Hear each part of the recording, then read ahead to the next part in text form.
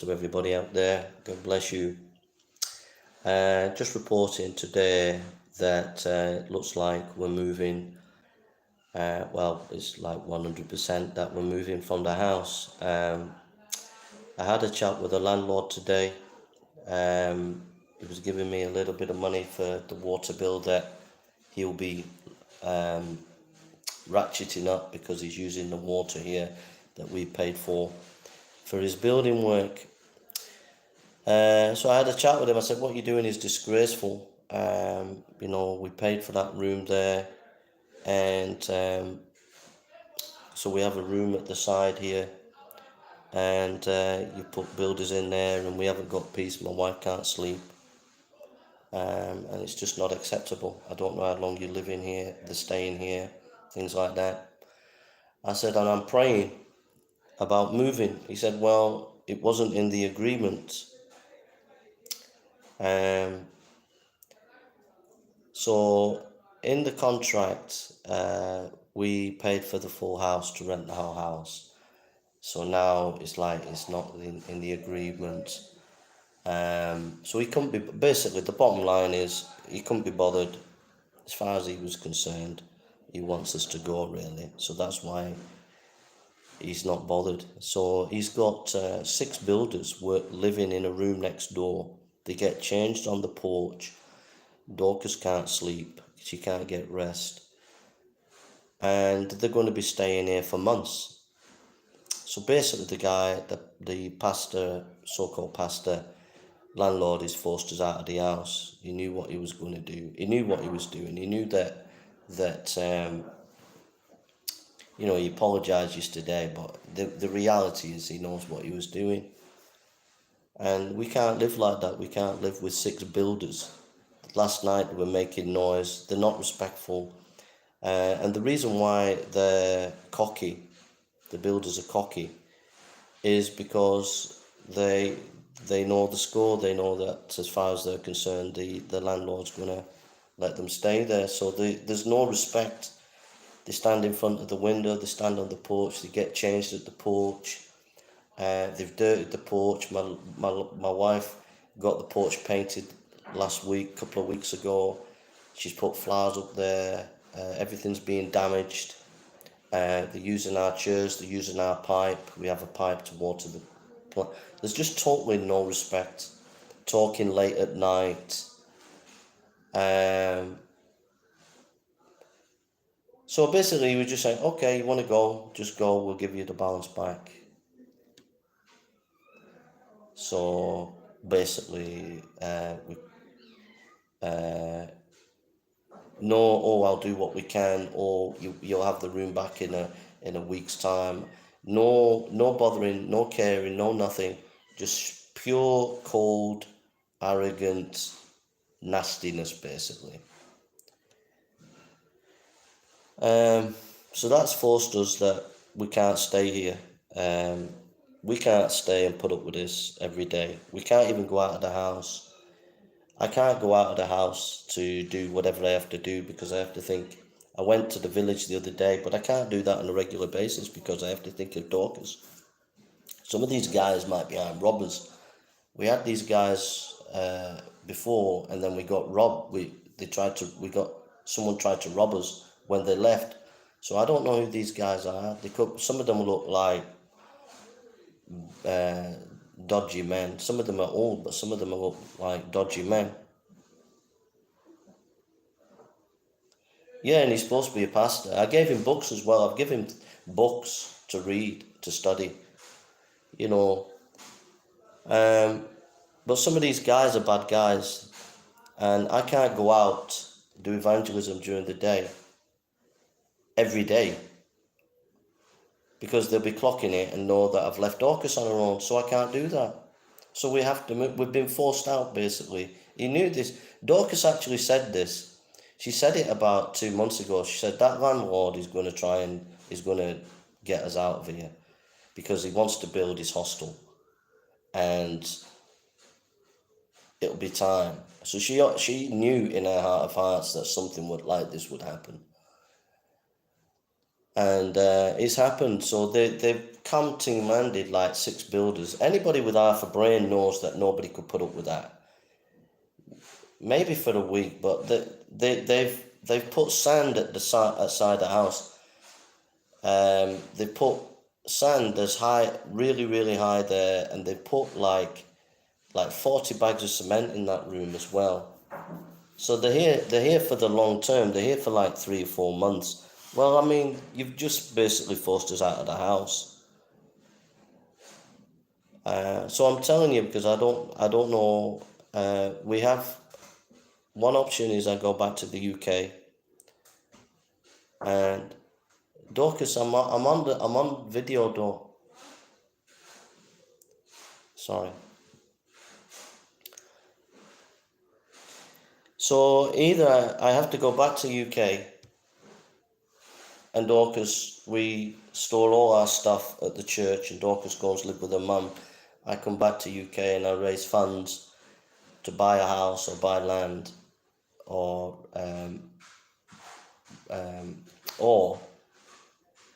the other option is we look for a house to rent in Cape Coast. A friend of Dorcas phoned last night. She's getting married in Cape Coast, and she said her future husband, will look for a house for us, or to rent a house in Cape Coast and then move to Cape Coast. I think that's the only option. So I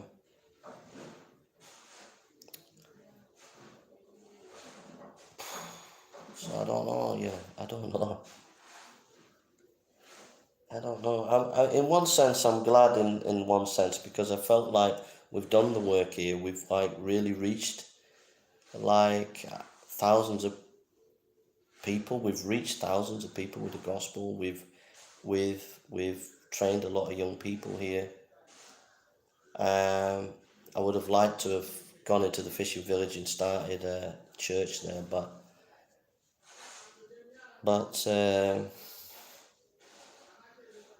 I don't know what God's doing, but I know that we're being pushed out of the house. We're not even living here at the moment. We're under siege. We can't go out. We can't sit on the porch. We can't water the flowers. The cats have disappeared. They come at night. MacArthur's disappeared. He's not feeling happy. We can't sleep at night. They're making noise, the builders. We can't tell them off. They don't care. They're not listening. So it's either I scream at them and shout at them and fight them. I can't fight them. I'm a pastor and a Christian. I can't do that. But they're so disrespectful. They just don't care, They just absolutely don't care. And I mean, imagine someone coming into your house and pooing in your house, right? You'd think that was evil, wouldn't you? You'd think someone coming into your house, pooing in your house, and keep doing it. You would be like, you would either want to kill them and like batter them, or you think, well, I've got to go. That's what they're doing here. That they're urinating on us, pooing on us every day, because it's not just a case that the building out there. They've literally doing everything you could think of.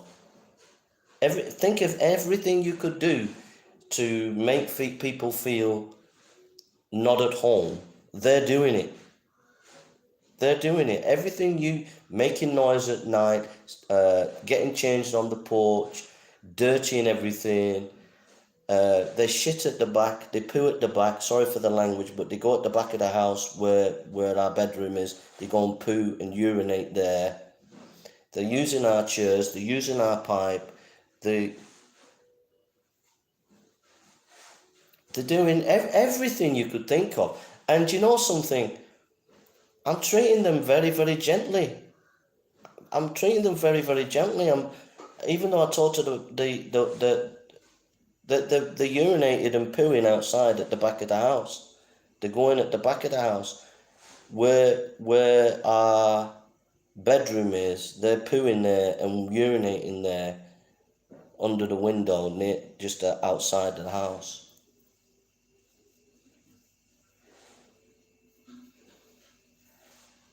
And I sometimes, like, I'll be honest with you, there's two, I don't know if I told you, there's two guys out there, old guys, who were sleeping on the floor. I gave them a mattress. I bought these builders food. I bought them kenki, like a pile of kenki. I bought these guys food. I've given them mattresses to sleep on. They're using my hose pipe that we use for things so that they can do their building work, right? And the gas was leaking. The gas was leaking, right? You know me, I'm not practical. I can preach, but I'm not practical. I'm totally useless when it comes to practical things. And the gas was leaking. Dorcas says the gas was leaking. At 8 o'clock, I knocked on the door here. I said, guys, could someone you come and have a look at the gas? It's leaking. Well, they wouldn't get up. And then one got up at 8 o'clock in the evening, right? Or won't come to the door. He comes and he's like frowning his face. He's like looking at me like, why are you disturbing me? So he comes, he looks at the gas, he puts a stone on it, it's still leaking, he goes. So I thought, I've just given you 2 mats, I've bought you food, you're disturbing my peace night and day, and I'm just asking you for a minute to check my thing, and you're moaning at me. So in the morning, I saw this guy, and I'm not kidding, if I weren't in the grace of God, I saw him in the morning, I wanted to run up to him and smack him in the face and get them all out. But I said, Lord, forgive me, help me, give me strength. Give me strength. Last night, they were making a hullabaloo of a noise till about 12:30, 1 o'clock in the morning. Just making noise. And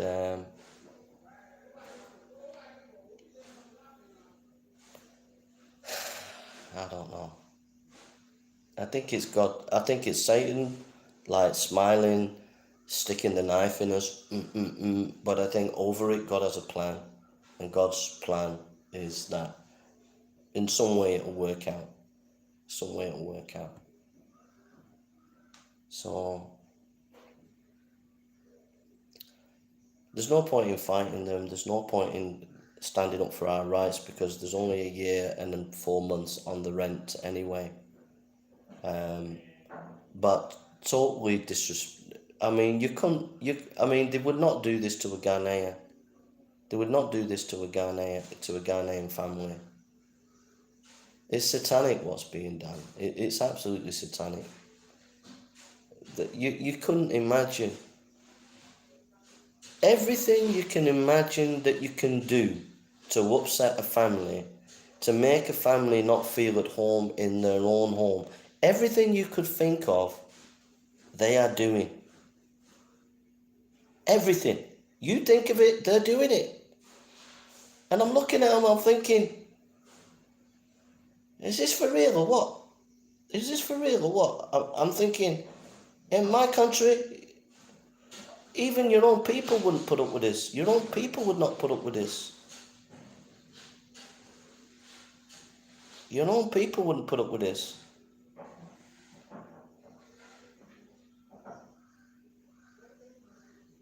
Your own people would not put up with this.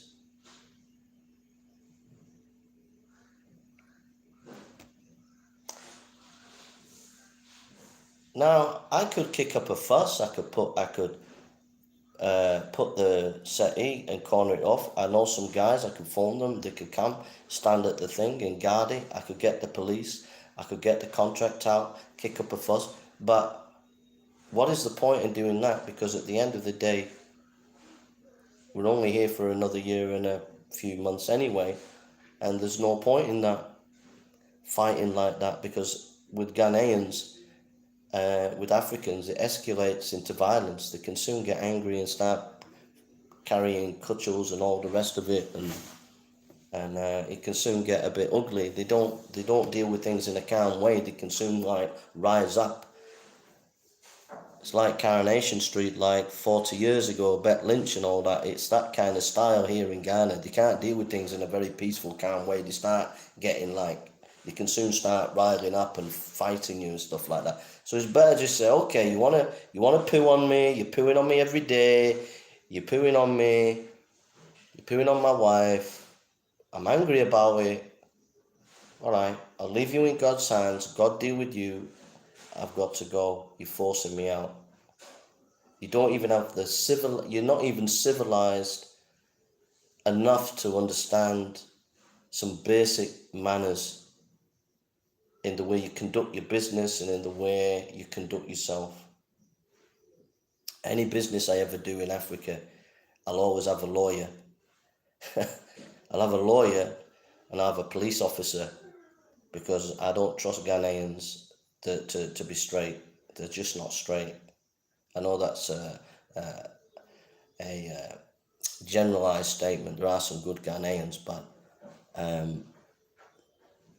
African people, the yes is no and no is yes, and you have to pin them to the floor and have a lawyer there and have it all done properly, contract, everything, but proper like lawyer, you know. So this landlord thought I would want to live in a house with 6 builders, that I would pay rent with 6 builders.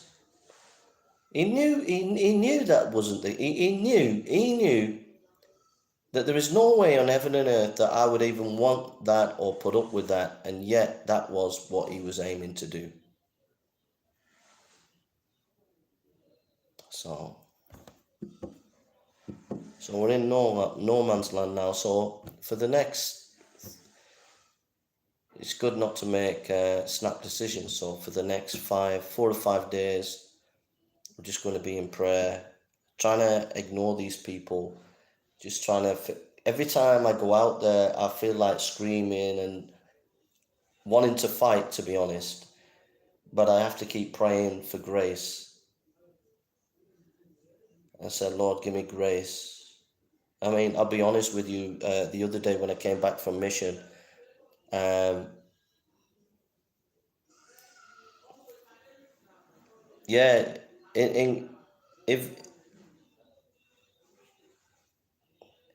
Vlad, I know, I agree, but in Ghana, it's practice. There's nowhere like that they will let you pay monthly in Ghana. They won't let you pay monthly. In Ghana, I know this is crazy, you have to pay a year to 2 years in advance in rent. I know it's a crazy system, but that's the way they are in Ghana. It's the common practice in Ghana. If you're renting a house or a flat or a room, you have to pay at least a year to 2 years in advance. So you can't pay like monthly.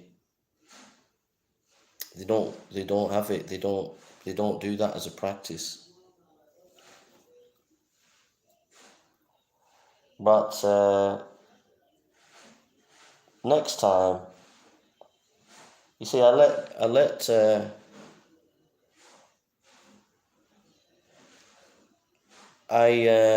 you see, the mistake I made is I let Ghanaians on my side deal with it.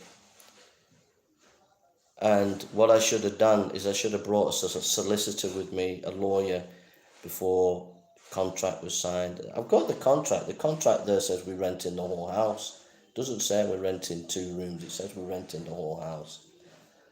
You know. But when Ghanaians are talking to each other, they're not straight with each other. But I've learnt my lesson. No Ghanaian's ever going to mess me about ever again. I'm telling you that now. No chance. I've learnt my lesson. I'll deal with it. I'll deal with it the British way, the proper way, but God's way. Yeah, Aaron, but it's not worth doing, bro, to get a lawyer in now and all that. It's not worth doing it. The bottom line is they're going to do building there anyway, whether it goes to court or not. It's not worth doing. It's just, and not only that, it'll start a fight. It'll start rows. I mean, basically,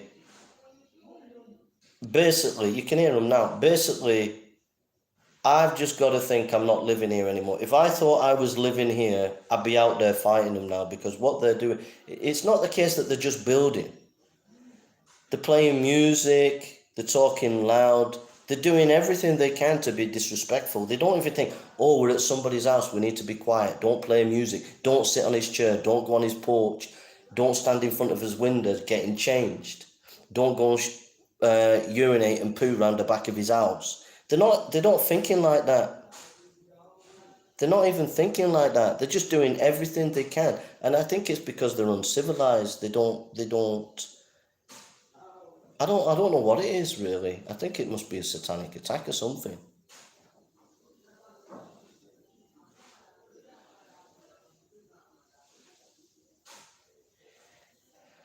So I don't know what God's doing, but I know it'll be okay.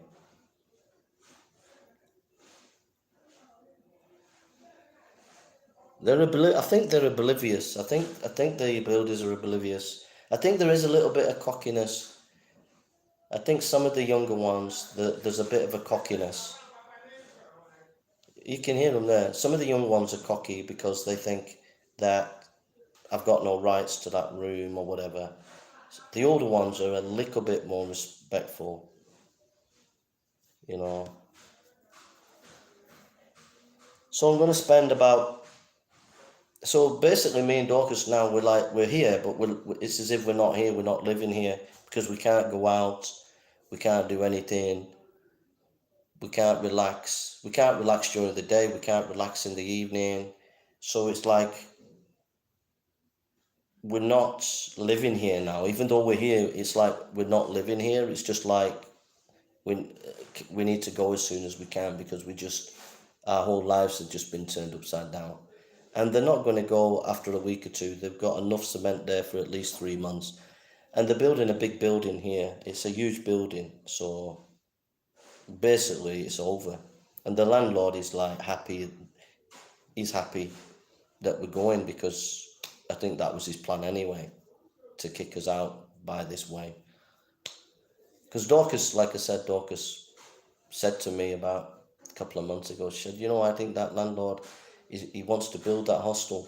You see, down the road here, there's a family of sisters, and one sister owns this property here and land and this house, and another sister owns some houses down at the bottom, and the other sisters build a great big hostel, and it's finished now.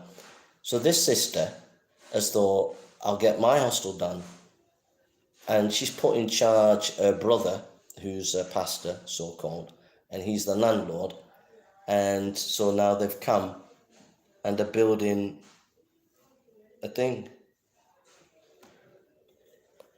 Yeah, I mean, if I come back to UK though, I'm just worried about Dorcas because I won't be able to get Dorcas over. And it means we'll be separated for a good few months before I can either get her there or raise money,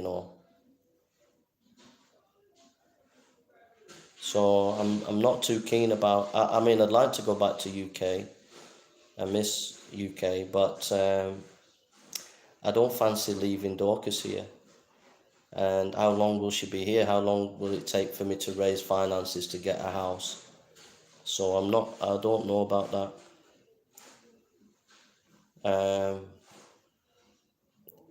So it'd be a long-term thing. If I came to UK, I'd be separated from her for a long time. I don't think that's a good thing as a husband and wife, to be separated from your wife. So I'm attracted to the idea because I'll be back in UK and I'll be happy. But I'll be away from my wife, and I don't think that's biblical. I think a man and a wife should be together, But I don't know, maybe God is saying that. No, if you're married, she could come and visit like for a few weeks, but if you're married, you have to have £18,000 in your bank account, and you have to pay a couple of £1,000 legal fees, So you have to prove that you can look after your wife. Well, I'd have to get a job over there or something. So if I got a job which was like £18,000 a year or something, then yeah. So that if everything went there, it would take 2 years, 3 years. It'd take 2 or 3 years to get her over, you see. So it's not practical. So if I go to UK, it's only to go and raise funds to come back to Ghana. But that would mean I'm away from her for 6 months. 6 months to a year. See, you can hear him.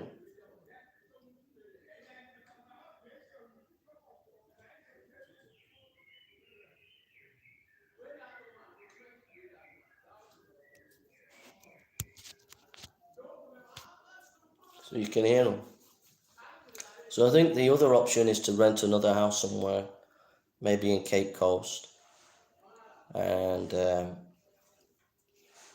ideally, it would be good to buy land and build a house or buy a house. But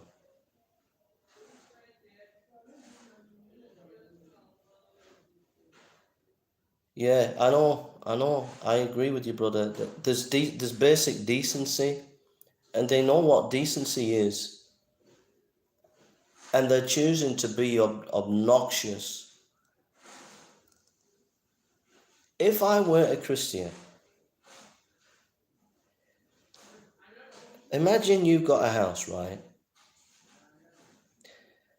And 6 guys camped outside your front door, got changed in front of your front door, urinated in front of your front door, pooed in front of your front door.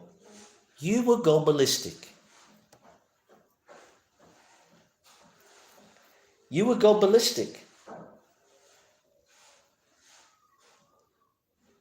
You go ballistic. That's what they're doing to us. That's how they're treating us.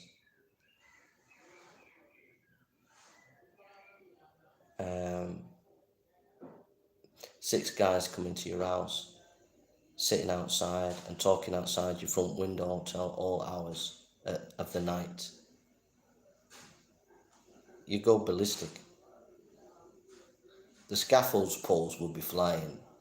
Exactly. Well, that's how I feel every day with these guys. But I'm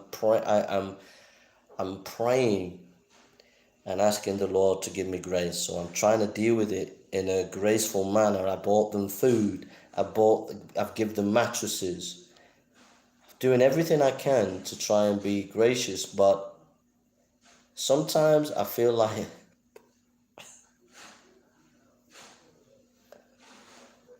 and that's it. The other thing is like the girls coming to do Bible study. It's not even kids come in to do Bible study. We can't do Bible study. I'm trying to do Bible study, but it's difficult because they're noisy, playing music, talking loud, walking up on the porch.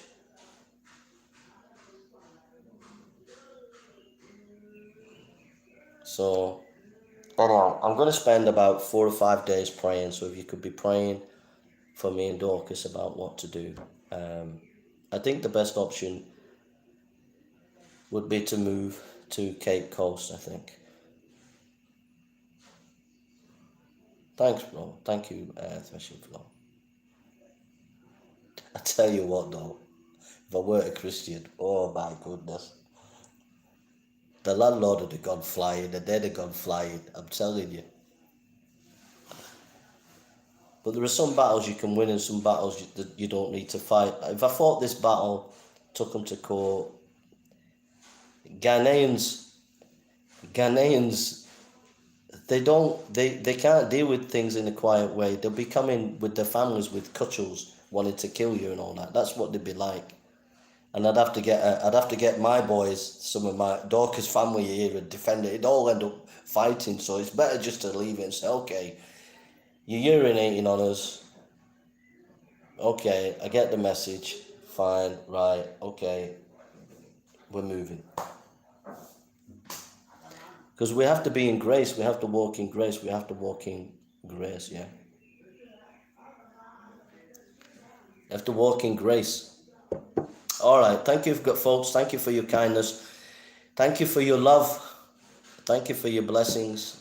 Thank you for all your encouragement. God is good, and God will make a way. We have a great God.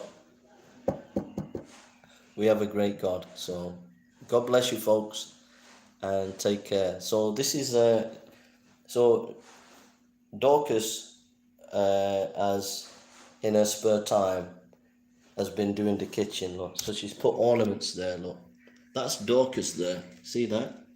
I'll show you.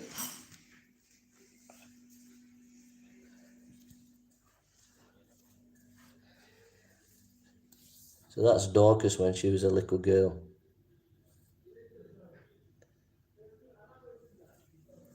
That's Dorcas' mum. This guy was an American guy, and that's what I wanted to do for Africa. He wrote booklets for pastors, and he printed them, and he sent them all over Africa. He did an amazing work, and that's what I wanted to do for Africa, is to get good literature to African pastors and stuff like that. But Dorcas has been decorating things, but she's been fighting the cockroaches. Look, every day it's a battle with the cockroaches. You see them on the floor. So there we are. All right, I'm gonna go. Take care. Thanks for all your prayers and all your love. God bless you all. Take care. Bye.